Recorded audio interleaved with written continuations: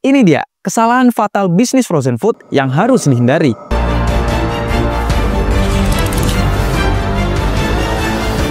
Assalamualaikum warahmatullahi wabarakatuh. Adakah teman-teman di sini yang baru memulai usaha frozen food? Selamat! Sudah memilih usaha yang tepat, karena usaha ini adalah salah satu usaha dengan potensi cuan yang besar. Menurut survei Ninja Express dan MNC Portal Litbang, di akhir 2024, hampir 93,9% pembeli online memilih frozen food karena alasan kenyamanan dan kepraktisan. Bahkan, banyak dari mereka membeli frozen food hingga 2 kali seminggu secara online. Ini artinya, permintaan pasar untuk produk frozen food itu sangat tinggi dan tentunya membuka peluang cuan yang gak main-main. Ketua Umum Asosiasi Rantai Pendingin Indonesia, Hasanuddin Yasni, juga menegaskan bahwa nilai pasar frozen food diprediksi akan meroket hingga 200 triliun pada 2025 ini. Angka yang luar biasa bukan? Kalau kita lihat lebih luas, menurut Fortune Business Insight, ukuran pasar global frozen food pada 2023 mencapai 297,47 miliar dolar Amerika. Angkanya diperkirakan bakal tumbuh menjadi 441,11 miliar dolar Amerika pada 2032. Dengan pertumbuhan seperti ini, kita harus jadi pemain yang tak biasa. Inilah saatnya mengoptimalkan usaha dan sekaligus melakukan evaluasi. Apa saja kesalahan fatal yang harus dihindari supaya usaha frozen food kita makin cuan?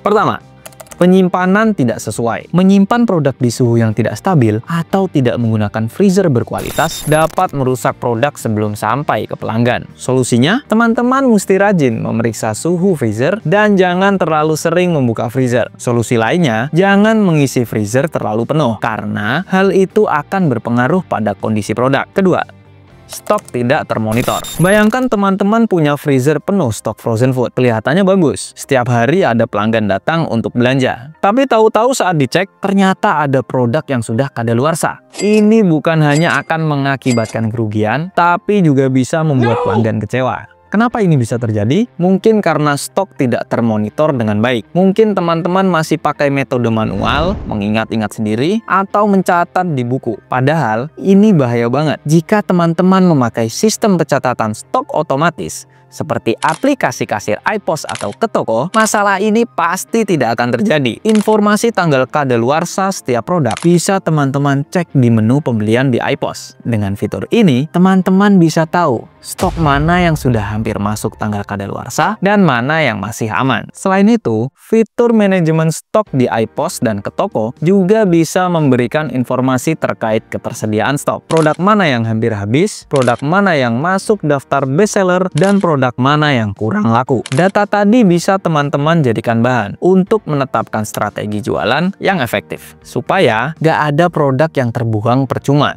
Ketiga, salah pilih supplier. Pastikan teman-teman memilih supplier yang berkualitas dan produknya sudah memiliki izin BPOM. Banyak pengusaha kecil lupa bahwa bisnis makanan itu harus terdaftar secara legal. Ini bukan hanya soal aturan, tapi juga soal kepercayaan pelanggan. Kalau sudah menemukan supplier dengan kriteria yang sesuai, jangan lupa mencatatnya. Fitur histori harga beli di iPOS bisa teman-teman manfaatkan untuk menyaring supplier. Tidak hanya kualitas produk yang akan terjaga, tapi teman-teman juga bisa memilih supplier mana yang menawarkan harga terbaik. Keempat, salah strategi pemasaran. Tidak memanfaatkan media sosial dan hanya mengandalkan penjualan offline bisa membuat bisnis sulit bersaing di pasar, apalagi di zaman yang serba kompetitif ini.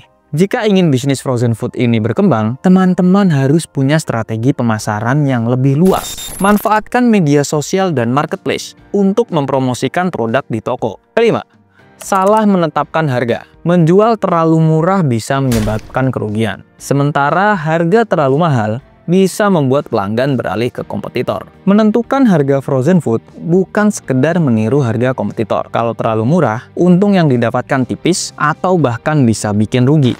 Ini adalah rumus untuk menetapkan harga jual yang tepat. Jika teman-teman sudah menggunakan aplikasi kasir iPOS atau ke toko, hitungan seperti HPP, biaya operasional, dan margin keuntungan bisa teman-teman dapatkan dengan mudah. Jadi, kita bisa kasih harga yang pas tanpa takut rugi. Keenam, merasa tidak butuh laporan keuangan. Seringkali pengusaha frozen food merasa bisnisnya lancar, tetapi di akhir bulan mereka bingung, kok uangnya habis? Nah, ini akibat jika tidak mencatat pemasukan dan pengeluaran dengan rapi. Bisnis bisa jalan di tempat atau bahkan rugi tanpa kita sadari. Solusinya, gunakan aplikasi kasir yang sudah terintegrasi dengan sistem akuntansi seperti aplikasi kasir iPOS. Tidak perlu menunggu lama, cukup 2 klik saja, maka laporan keuangan yang akurat bisa teman-teman dapatkan. Dari laporan keuangan yang jelas, kita bisa tahu produk mana yang paling laku, kapan waktu terbaik untuk promosi, dan bagaimana cara meningkatkan keuntungan. Bisnis frozen food bisa jadi ladang cuan jika dikelola dengan baik. Dengan stok yang tertata, pemasaran yang tepat, dan pencatatan keuangannya rapi, bisnis teman-teman bisa berkembang pesat. Jangan sampai jatuh ke kesalahan-kesalahan di atas ya. Salam sukses. Wassalamualaikum warahmatullahi wabarakatuh.